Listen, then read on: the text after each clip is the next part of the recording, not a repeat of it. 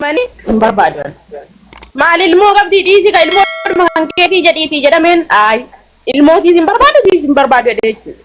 Utuu taa'uu ulfi kiyya ji'a torba moo ji'a torbanatti fakkaata gizee geenyu inni mana wajjin kireeffataa jirru sun mana kireeffadhaa jedheen isaan wajjin dalaguu wajjin buluu wajjin ooluu jechuudha.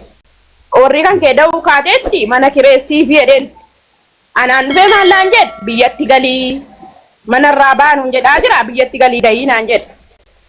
Iqaamaan lookiirra jira garuu hanga ji'a sadiitti kan jecha kana anatu dhaqee maaliin jedheeni mana naa kireessi innis baanuun jedhaa jira mana naa kireessiin jedheen yoo galte biyyatti galii alabalazaa ammoo asiisiin kireessuu naan jedhe iddee amma abdishaanitti dubbataaru kana isa dhaggeeffatu ofiin baate moo gaafa mana kireeffattu ofiin baate moo isatu baasee jedheemi mallaan jedhe innillee ragaa naa ba'uu danda'a inni manni irraa baane sun zeenuun jedhamu jechuudha goddanyaan isaa naan kireessituun jedheen biyyatti galtu dayi iqaamaan qaba malee saatii sanatti paaspoortii hin qabu biyya galuudhaaf inni biyyumatti na galchuu fedha yaani deebuu kiyyan fedha.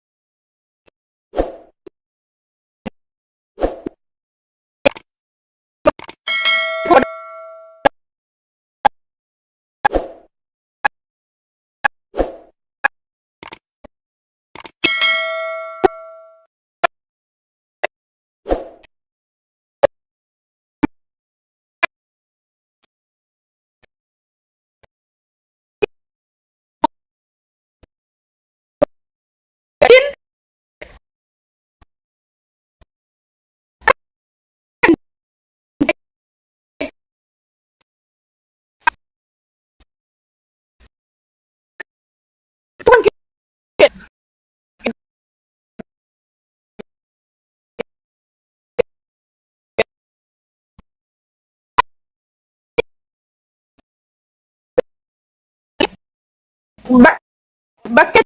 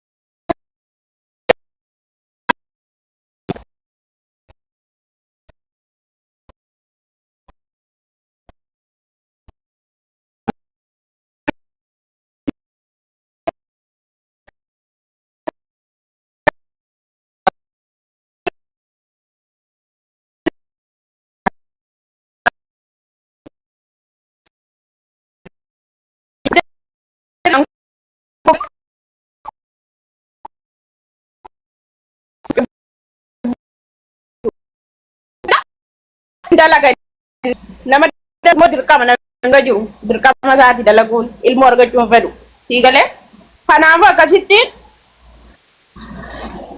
ji'a kiyyaa hin beekaa mitiire dhufee maallaan jedhe dhufee maallaan jedhe yamanii ga'ee deessee naan jedhe jedheen sii galee jedheen garuu sagalee naa qabe malee sagalee kiyya dhaggeeffachuuf dhiisuu isaa hin beeku laa sii galee dhufee suudii dhufee amma maallaan jedhe naa dawwale isa kana naaf dawwale sana sagalee naa qabe jawwaala namaati jawwaalan qabu naan jedha jawwaala isaa na barsiisuun fedhu ta'e hin beeku jawwaalan qabu bishaan keessa narraa bu'ee naan jedha.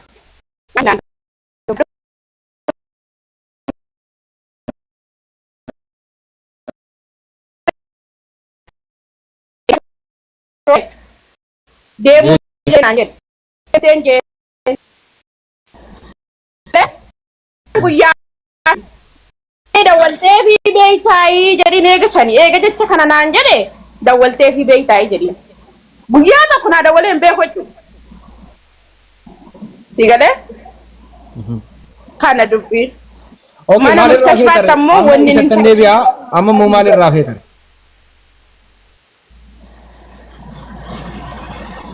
sababa inni nagateedhaaf mana hidhaa keessatti wanni inni hin ta'in jiru da'ee bultii hadda deen hadda mana hidhaa galee jechuudha. Si galee sababa mattaa'uqaa isaa dhabuutiin utuu na bira jiraate mattaa'uqaa isaa illee hin dhabu. Kanayyuu kan rabbi naa tolche waraqaan kaan hojjechiifadhe dafiiti yoo inni si bira hin jiraanne waraqaan kaan hojjechiifadha nan biyyarraa hojjechiifadhee ergadde sanatti kafiilli kiyya naa baase malee har'a mana hidhaan jira jechuudha. Har'a yoowwana wallaahi gaafa mana hidhaa galu sana kafiilli kiyya farramee akkamitti na baasee beektaa? Wulii qaamaa baasanuuf farramee na baase mucaadhaaf jechuudha.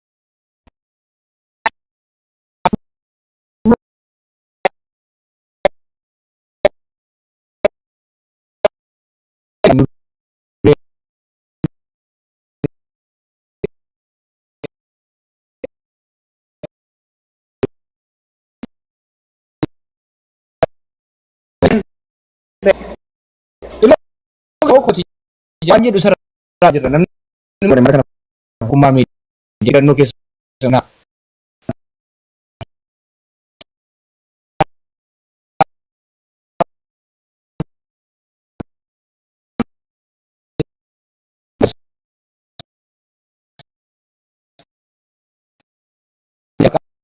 asuma akima miutir jadi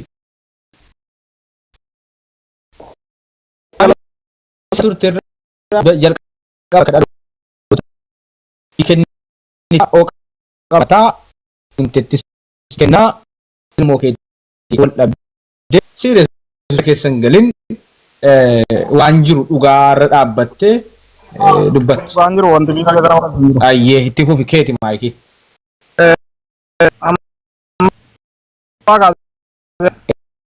Bakka dhalanii jalqaba akkatti walitti dhuftan hunda isaa tokko tokkoon wanta tambiftu hin jiru bakka dhaloota keetti illee. Walumaa galatti ijoollee aggaarooti godina Jimmaa aanaa Gommaati ganda Booree Diinsaraa jedhamu. Amma isheenii nagatee jettee kan isheen himattu. Nagatee ilmoon harkatti gatee gaafa naa bilbiltuyyuu gaaffii gaarii na gaafatte na dhiisee hin bade jettee quba si qabdee jiru seenaa. Dhagahuun jira dhaggeeffadhu amma. Amma waa'ee ilmoo irratti tokkummaa jalqabaan ofii kootiif osoo majuulatee jiru ofii kooti aduu keessa dhaabadde dalagee dhiiga buusee danfeetan isitti qaamaa baasuun koo dura buuse itti yaade akka ilmoon argamu nan beeka afaan isitti qaamaa baase ofii kootii qaamaan qabuun hin beeku ijoollenis. Nagaartaa? Nan nagaa'e. Osoo danda'ame immoo viidiyoo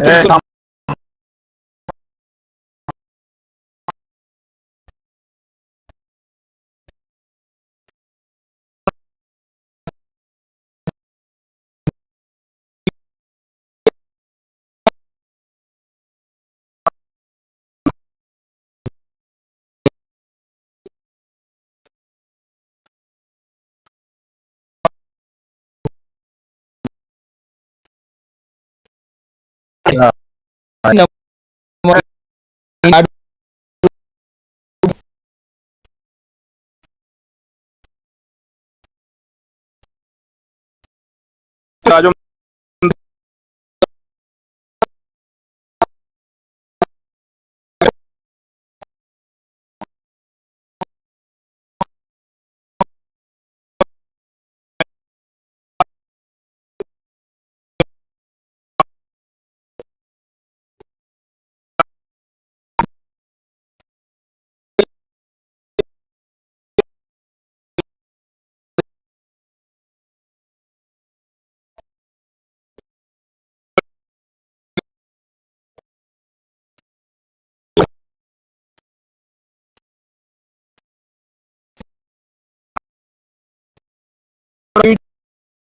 dhuftee akkasii qaamaan baafachuu fedhe akkas jettee naan didee ka'eetan maalan jedhe erga walitti dhumne ilmoon gidduu keenyatti argamuu waan hin oolle yoo ilmoon argamte immoo bornu rakkisaani qaamaan qabu galtee deessaa kanarratti walii galle sababni ni qaamaa baase gaafa hojjettuufis miti. Waadan waasaa olte jechuudha. Sababa ilmooti jechuudha. Namni ijoollee lama ilmoo argate rakkata yaadichi illee bareedaadha. Yaa galtee deessee deebitaa qaamaa qabaa. Itti fufi. Ofii kooti utuun hin qabaatin itti yaadee akkas hamma kanaan utuu jirru gizuma iqaamaan ba'ee ka'u jalqaba yeroo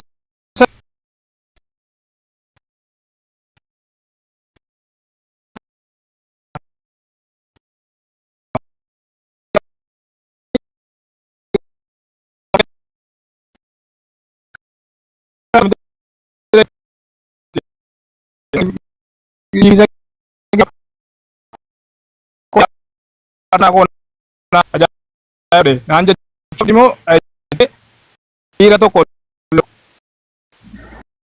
ajaa'ibatti man tokko dhiira bajalaan balleessiin dhufee kenna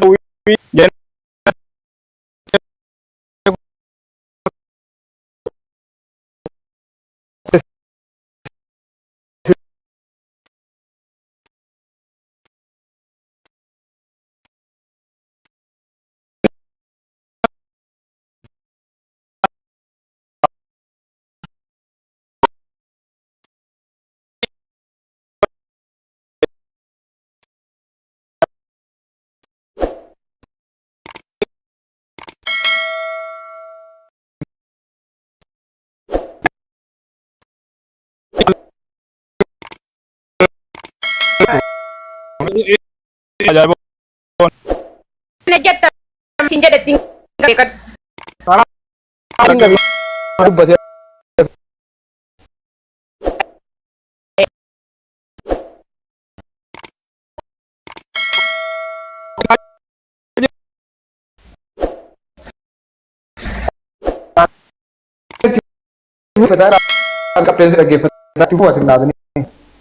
akkasitti harkaan akka addaa ta'e bakka namuu haasaanis jijjiiramee nama hundaan lolama bakka ajaa'ibootti kakkatamee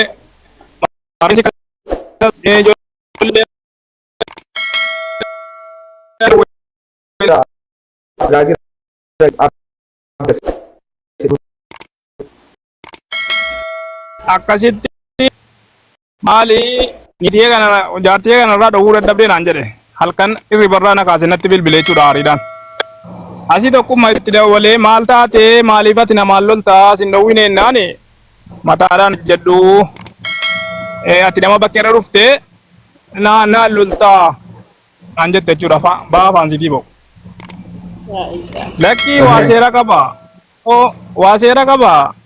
Akkasumitti yoo inni sii lolee natti mannaa natu gaafata malee ati akkamitti dhiira tokko na itti haasofta akka waan hin jirre maaf na goota jedheen jechuudha. Akkasitti bakka sana booda anees bilookiirra eessan jira bilookii sanarraa kaaftee kana bilooyte immoo irraa ittiin dawwala qaxxitaallee gaa yaana bilooyte akka kattu yoo ani hin bilooyne jettu qaxxitaadhaa dhaqxi jechuudha. Sim kaardii lama qabdii na bilooyte. Na bilooyte utuu teenyu ji'a tokko geenye. Ji'a tokko booda waan inni irratti bilookee hiika. Koi mati afitu obsat afitu. Okay. Ji'a tokko booda obboleessa itti madde beekte obboleessa itti mannaan obboleessi maaliif bilooyte maaliif akkas goote akka kun sirrii miti walirra nama fageessaa dha'uu jedheen obboleessatti mee obboleessi jechumaan gaafannaan. Ammallee beeke ulfa siin jettu kun yeroo san ammallee ji'a tokko ji'a lama wayiiti beekte na ulfeessee na gatee badee jette ofiif na bilooyte. Tayyib nama bilooke mee saa hin argate daayitee na bilooyte immoo na bilooyte waa isaaf na bilooyte. Kan ammoo yoo so baay'ate ragaa nama hedduutu jira. An sanayyuu akkas naan jedhama ulfeessee badee naan jedhama jedheetan isuma siin na bilooytu kana waa hundatti ni dhiise otuu teenyuu ammana arabaa jirti ittiin beeka beekte sargii wayii tiiktookii ittee sargii wayii tiiktookii wayii waraabbatte gadhiifatte beekte. Sittin himne? Attin himne. Ishi ayyee. Asuma. Mee siena waa fa'aa irratti gaafadha. Boodana jalaa baddi. Zargii isaa irratti eegan lakkiftee taatu sittin himin kanuma qofa naa deebis dhaqee innanne kanuma qofa.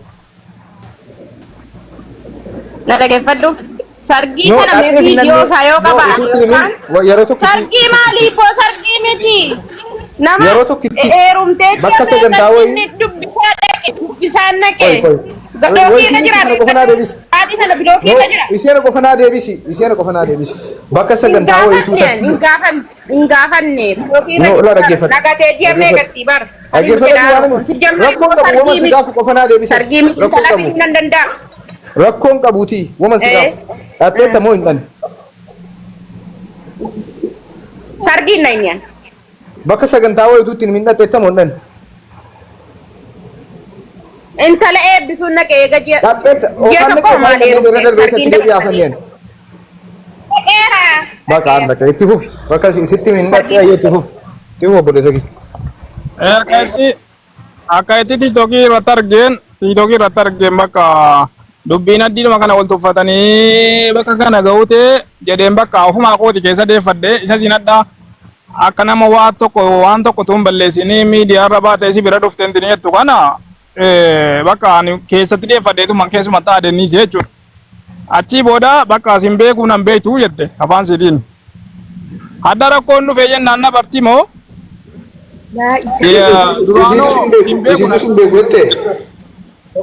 Sin beeku nan beektu jette jechuudha. Nagaafachuu sin dandeessu.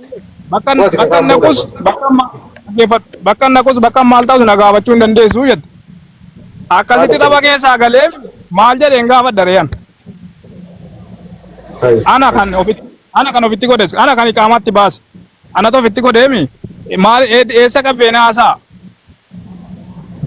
waraabessatti sababa foonfiyaan ta'e beekte Okay. eessa qabeena haasaa ansila nama waan ko sin ilaallatu siin jettee siin sin laallatu jette na gaafachuu dandeessu naan jette jettee taani gifti. Injenne ani sabit. Inka Injenne. katta. rabbi Inka katta. rabbi ilmoo kana naa fuudhu jedhe akka kattu Inka katta. Jettu. na gaafachuu hin dandeessu hin jenne maaliyyuu na gaafachuu hin dandeessu jette Ji'a meeqa booda reesun egaa nagattee ji'a meeqa booda reenti sargiitii miti baar gisee sargiitii miti baar nama nagattee ji'a meeqatti dhufe Meetta fixu koi.